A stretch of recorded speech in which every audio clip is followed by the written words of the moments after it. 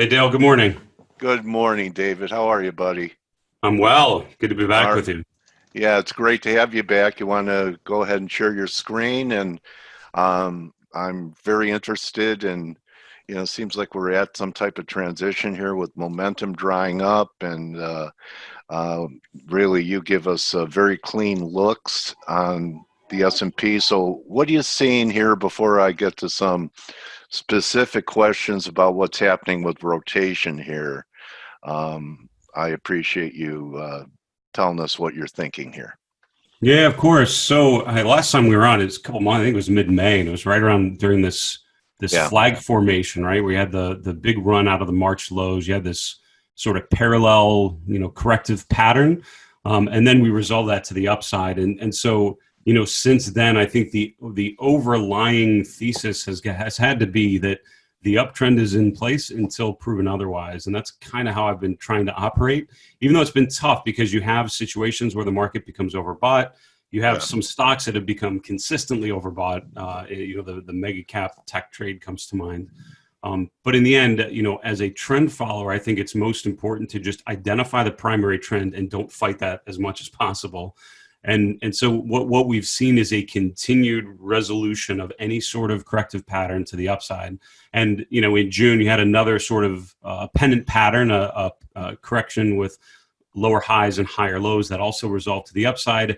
And now in the last 2 months, if you think about it, we've really been range bound. And you mentioned rotation. I think there's been a lot of churning around equities. There have been plenty of stocks making new highs. There have been plenty of stocks like financials, like energy, they're nowhere near their new highs, and all of that nets out to a market that's essentially chopping around, and it's really testing this 3,200 to 3,250 range is sort of that that key resistance range, and it just keeps bumping into, and every time it appears to try and break above that, it keeps coming back to earth. So overall, it's certainly been a choppy phase, and I think Does sorry this about that. daily divergence bother you at all, David, at this recent high around 32, 89 or so, this on the SPX, that was last week before we came off.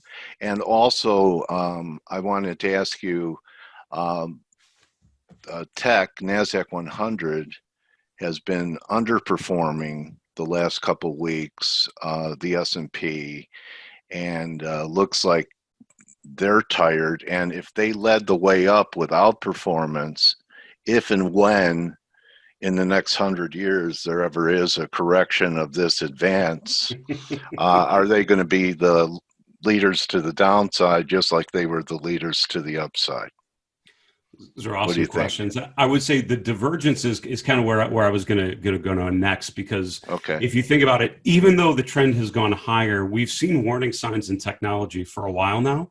So Yeah. you've had this situation with the big cap tech stocks with higher highs in price with lower peaks in the RSI, and that's been kind of jumping off the page for a little while. Now you actually, with the last week and how we broke above the Yeah.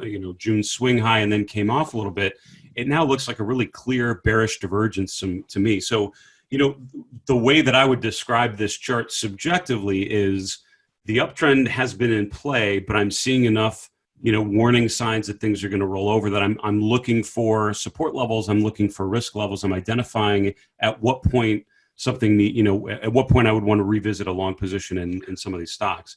But Okay. Do you have kind of like a bull bear line where you would say, if we take out this level, I just want to get out of the way for a while and see what happens? Absolutely. So I think, for me, sort of the key line in the sand is around 3120, and that's taken the low from, early July. That was the first breakout of that pennant pattern. We pulled back to Yeah. 3120, and that's right around where the 50-day moving average is. So the reason why Okay. that's important is in a healthy uptrend, a stock or a market could pull back to an ascending 50-day moving average. That's about right. That's about a normal corrective move. Anything more than that, and you have to start reevaluating, is this something deeper, something more meaningful?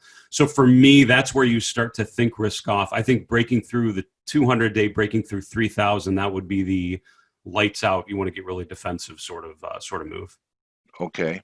I know you're a technician. Do you think that the market has a couple of issues here fundamentally. Do you think that a lighter relief package or delay in getting this relief out could be a catalyst for correction? I mean, it certainly could be. What's interesting is right now, you often talk about sort of the headwinds and the tailwinds from a macro perspective. What sort of general themes do we feel are going to tend to give an upward bias, and what things are going to tend to give a downward bias? And arguably, I think right now you've got a pretty good number on both sides. So, yes, a lighter stimulus package certainly, and again, it's all about what's priced in and what expectations are. It's not about what impact it's going to have. It's the expected impact or the anticipated impact and how much people are already expecting it. So if people are expecting an aggressive relief package and it comes in a lot less, more what I'm hearing Republicans propose, that certainly would cause that would be a downward catalyst of sorts. Same as if COVID-19 rates start spiking in places where you thought it was sort of resolved and taken care of, and things start to get worse and worse. Then that's not something that's really been priced in. But the problem is on the other side, you have an expectation that the Fed will do anything and everything to push prices higher, essentially. So, that's a pretty massive tailwind, and arguably why the market has just continued to go higher and higher. It's a liquidity issue more than anything. So I think you're right. It's all about expectations. So if I'm an investor and thinking about those themes, I would think about what the general consensus is as much as you can understand. What is the average person thinking? And then look at how an event would be different from that. And that should tell you what the market would most likely do in the short term as a relation to that. Any hint or idea of what Jay Powell may say today after the Fed meeting and Fed decision that may, they have things going their way? Everyone's saying rates lower for longer. It's universal. I just heard something in the last few days. One of the Fed presidents, I think, talked about, which is so ironic to me that they're talking about that their policies might be creating a bubble when all we have is the everything bubble. Do you think that Chairman Powell might want to talk the market down a little bit, or is he happy with just continued upside grinding market here? Well, so that's the challenge, right? And I think, at the beginning of the year, January, February, it's just kind of how it felt, where sort of everything was going up. I mean, you're almost hard pressed to find things that aren't working right now. It's stocks, it's bonds, it's gold, it's metals. And again, there are pockets of things, energy stocks, some banks, Boeing. Granted, there are some things that aren't going up, but you have to search for those. Those aren't really readily available when you're looking around. So, and what happened, if you think about it, I remember giving a presentation late January, looking at these charts and thinking, everything's working right now. That is not sustainable. Something has to give, right? The dollar can't go up, and now you obviously the weaker dollar is maybe the unique one. I think there you had a stronger dollar environment, which is a little different, but overall, that when everything is sort of highly correlated going up, that's not sustainable. Something has to give. And you think it's either gold starts rolling over, sort of the defensive trade starts to roll over, or its stocks start to, correct a little more than they have. I want to acknowledge you being very right. Last interview, David, I was worried about some, like usual, some divergences happening in gold and miners, and I had to put a clown hat on. So great call. You ever put a clown hat on? It's, anyway, it's a side gig for me. Anyway, so the explosion we've had, great call on the metals there, David, by saying it was still a green light for you, and that was a few months ago. Yeah, no, thanks for saying that. We've all worn the hat at some point, so I won't do a victory lap on something like that. But no, what I've looked at, looking at a 2-year chart of gold, I mean, there's so many parallels that now I think are lining up pretty well with continued upside. And if you look at mid 2019, you had an extremely overbought RSI, meaning there was this this big breakout. And then a bearish divergence, it resolved to the upside, chopped around, but just continued to further on. Same thing beginning of 2020. the bearish divergence. It didn't work. It sort of resolved. And again, divergences for me don't tell you to sell. They tell you to watch it, and they tell you to look for some sort of breakdown. And you didn't get it in either of these situations. Right now, you have maybe potentially the beginning of this similar pattern. It's extremely overbought again, recognizing the fact that it's essentially gone vertical. It's rallied out of resistance. And this is sort of the pattern that sort of the base case I would be looking for. I think there's so much potential upside, and I'd be looking for, there will be a divergence most likely as things settle down a little bit, as the price sort of, sort of digest those recent gains. And that's what I would be looking for on a pullback. Does it break down through any sort of swing lows? And it hasn't happened on previous pullbacks, and that's what's kept me in, thinking more long-term upside here. Yeah, it looks like that major breakdown is about breakout was 165. As long as it stays above there, it's green light. You have any upside targets? Hard to, we're getting parabolic here. But longer term, a lot of people have been talking 2,500 for a while. Do you think that's reasonable? I think that's totally fair. And I'm looking at spot gold here. I think with a chart like gold, I think you have to remember, the thing I've often talked about, don't confuse the bottom of the page with support, and don't confuse the top of the page with resistance. A lot of people get caught into okay, it's gone up a lot, that's probably it. And remember that things can go up a lot further than you'd expect. And the same thing, rates can go a lot lower than you'd ever imagine possible because, this is a time when unusual occurrences seem to be happening. So, gold reaching 2,000 seemed unreasonable not too long ago. That seems incredibly accessible in the short term at this point, just given how things have been going, and much further upside to 2,500 absolutely makes sense. Oil's been lagging. It's hanging. It's, right around this 40 range. Anything you like in the oil sector, Dave? I mean, not a ton, to be honest with you. I think when you look at the commodity space in general, I think metals, gold, silver make a lot more sense from a technical perspective. Oil sort of, this is a product that doesn't chart well. Sort of the way you describe things that have gotten so out of whack, it's almost, you have to recalibrate the screen because things have fluctuated so much. And you had this, it looks like an incredibly decent range bound period here back in 2019. And that's gotten completely skewed. Since then, it's sort of normalized around this area. And now, with something like oil, I think it's sort of trapped in no man's land. And I'll put maybe a 1 year chart on here. I'll make it a little clearer. Here we go. So, with something like this, I won't say it's an easy chart because I don't know if there are ever easy charts, but it certainly is more straightforward because now you're kind of trapped between two moving averages, sort of like with Bollinger Bands, which I'm not showing here, but I'm sure they're narrowed up a great deal because they're based on volatility. The volatilities come in, the bands narrow. And John Bollinger always told me a period of narrowing volatility usually precedes a breakout in one direction. And I don't think the chart here necessarily tells me which way it's going to break. It tells me we're consolidating, and I'm looking for a breakout above maybe 43.50, which would take us above the 200-day for the first time since, January. Or we break down through the 50-day, we break down through the most recent swing low around 37.50, and now it starts to feel a little more distributive for the first time since, since back here in April. Since the low in April, crude oil, even though it's been choppy, it's been pounding out a pattern of higher highs and higher lows. And in general, until that pattern changes, I'd probably assume it to continue to go up. But until it can get above the 200-day, now that it's risen to the point it has, I think you wait and see to get some sort of momentum confirmation to the upside. It's also worth noting this is another area where you have a bearish divergence of higher prices, lower RSI, which just in general suggests you're at the exhaustion point. You're toward the end of the trend, and I think a breakdown would confirm that's over. Okay, I was wondering if you ever heard the teaching, since you brought up John Bollinger, that when Bolly bands contract and compress like your moving averages are, that he felt the first move out of the compression breakout usually turned out to be the fake out.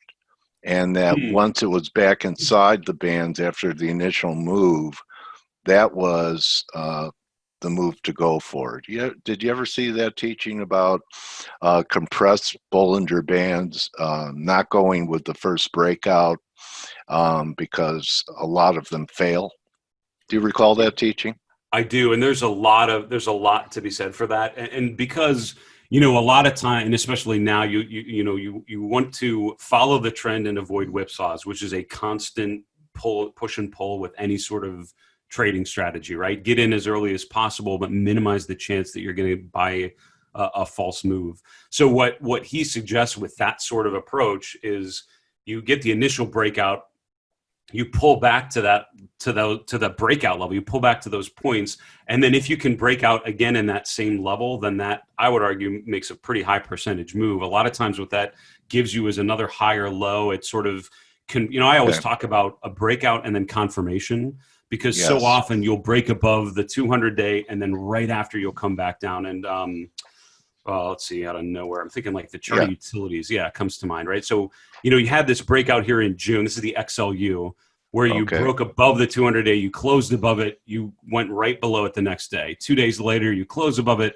The next day, you're closing back down. And I think waiting for confirmation, which for me is sort of a broad term to say you want some sort of upside follow through, some sort of indication that wasn't just a fluke, that you're actually going to continue in that direction. And arguably, most recently, we've had that same issue where we break above the 200-day, which will suck some people in, and then we immediately come back down. Until we can get above and confirm that, you want to hold off. And arguably with oil, maybe I think it's a similar read to what you just suggested. Yeah, and if you waited for the retest, you really never got it, because the next couple of days, the retest ended up negating it. So that's right. Well, that's a great tip, David, to wait for the confirmation.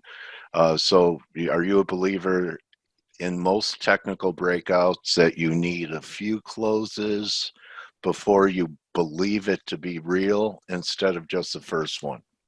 Absolutely right. And for me, that came less from Bollinger. That came from working with Tom DeMark earlier in my career. He thought a lot about price, and in talking with him a lot, he would always talk about needing a confirmation, just at least trading a couple ticks higher than the high or higher than the previous close, whatever the indicator was. And that was a common input or a component of some of his indicators was some sort of confirmational signal. And it was brilliant how it would weed out a lot of just false breakouts, false signals. So for me, I've adapted that over time to looking for some sort of confirmation, some sort of follow through. Okay, buddy. So with the election 90 days out, are you starting to factor in, or the market seems to not know? I mean, the polls are showing a lead for Biden. Do you have a view on if there's going to be an election? Or that's question number one. Right. Do you have a view? Or let's just say it's, like every other election, there's a peaceful transfer of power. It's an election. It's, not contested, which I find, probably impossible that it's not going to be contested. But are you starting to think about the ramifications of what's going to happen here in less than 90 days? Absolutely. And I don't know how much I want to speak about the elections upcoming. I mean, I would say that, all around, I think there are a lot of market related potential catalysts. And I think that, just the whole way that we're all mentally, socially, dealing with COVID-19 and how it's evolving, I think is fascinating and challenging, and is more of an input probably into our investment process than we want to think. I'm in the Seattle area, so we've had unrest in the downtown area and protests, and it's gotten violent at times. So I think it's incredibly unsettling in terms of what we're seeing. I don't see how an election is going to be smooth, or any sort of transition is going to be logical or easy. It seems like everything's going to be a little more difficult. But I'll go back to what I was mentioning earlier about thinking about the Fed, thinking about other things. For me, it's all about what's priced into the market, what expectations are, and when expectations are different than that. And I think with earnings, we got a lot of. It's hard to have any expectation though right now. Well, so right? I don't necessarily. I think for me, what I've always done, and with institutional investors I've worked with, it's all about thinking of, I think polls are good for what they are. I mean, the value is limited, unfortunately, because we've seen the accuracy can be questionable. So it's all about, okay, if scenario A happens, if scenario B happens, if it's a Biden win, if it's a Trump win, what happens? What would you expect? What sort of policies might you see down the road? And, essentially you can see what we've gotten with a Trump presidency for the last three to 4 years. Yeah. And it's an expectation, and you could assume more of the same in terms of pro-business policies and a supportive Fed and just the way that things have gone. You can guess what would happen to tax policy and stimulus and general proposals of what would happen. And so it's certainly in general going to be less optimistic, less positive. Expectation would be difficult for businesses, and I think a reasonable expectation is the market would struggle. So if the closer it gets to an election, I think the closer it feels like a Biden win is looming, I think you'll see the market start to hold off a little bit as it prices in that potential downside. And then right around election, it's all about what happens, and then and then quickly pricing that back into the market. But for me, I always think of it in two scenarios. Either one of those could happen at this point. So I would think, if this happens, what would that potentially do to themes and positions that I have on?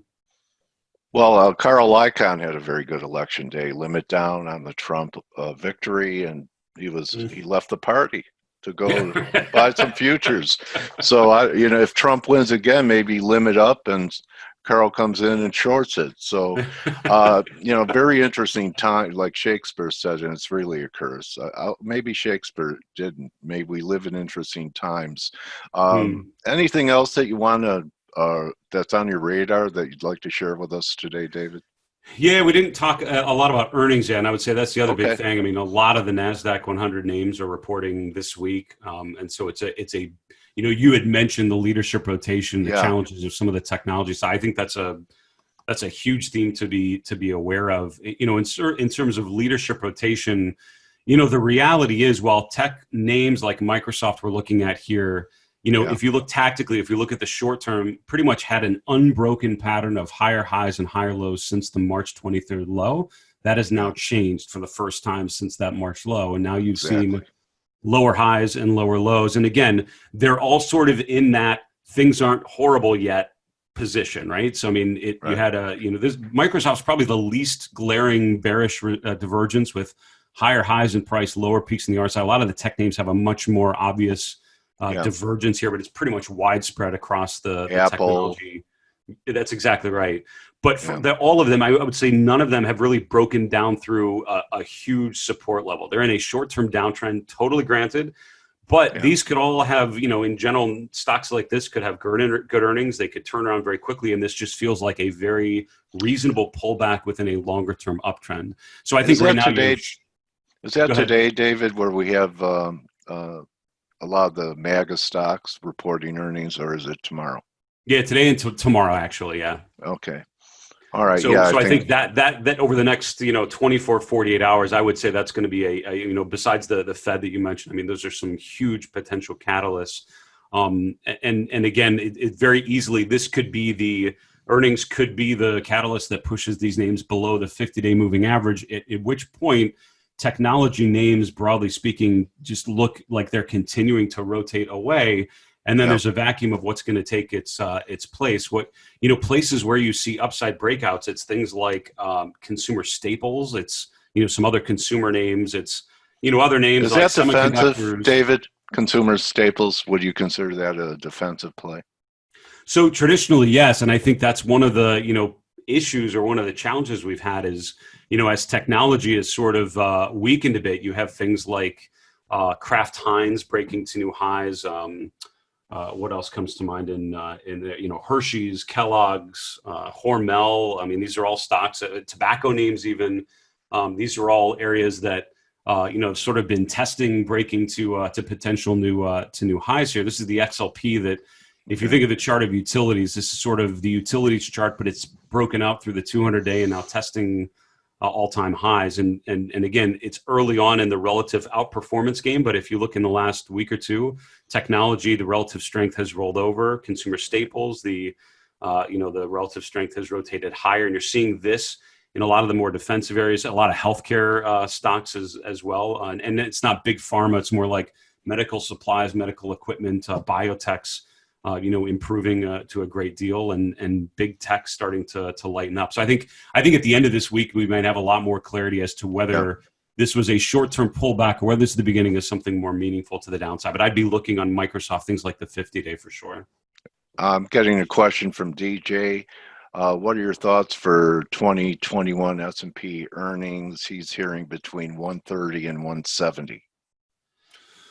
Oh, it's a good question. I'm not an earnings expert, so I won't Okay. answer that directly. I will say that between now and then, there's so many question marks. So earnings projections through the end of 2021, I think if you've ever thought technical analysis is it should be thought of with a dose of skepticism. Thinking about earnings through to the end of next year, I think it is maybe even more speculative than anything I've ever done. Yeah, I would use an 8-ball. Yeah. 8-ball, is it 130? Please ask later. Right. Okay, so how about wrapping it with a look at the semiconductors? Intel had some problems this week. They look weaker than. Oh, okay. So these are the semis. Yeah, this is the SMH, so it's an ETF that rolls it all up. But you hit on the point. Yeah, the Intel dropping a Taiwan Semiconductor, spiking to the upside is a sort of an AMD, same thing. So there's been a huge dislocation just in the last couple of days with a lot of these names. So TSM basically spiked away. It went to the moon, and then yesterday kind of came off. We'll see how the rest of this week. Again, this is a good time on a chart like this to look at a weekly closing chart and forget about some of the short-term fluctuations if you can, and just think about how the long-term trend has evolved. And I think what you'll find with semiconductors is overall this is netting out to be continued to be fairly constructive. I mean, the group overall has done very well. The long-term relative performance has been exceptionally strong. And this is a group that when this is doing well, the market overall tends to be doing well also. The concern I have with the chart of semiconductors, if anything, is like most charts we've looked at, Dale, which is the bearish divergence. So for me, that doesn't mean you sell this chart. It means this is on your list. And I've got a long list of charts that have this pattern. Once they start to break down through swing lows, once this pattern of higher highs and higher lows changes, then I think you have to start to be concerned about downside risk. Okay, David, you could be followed on a few different sources. People that are watching this interview see that David has stockcharts.com up there. You do a great job with stock charts. You're doing, you have, I think, Stock Charts TV now.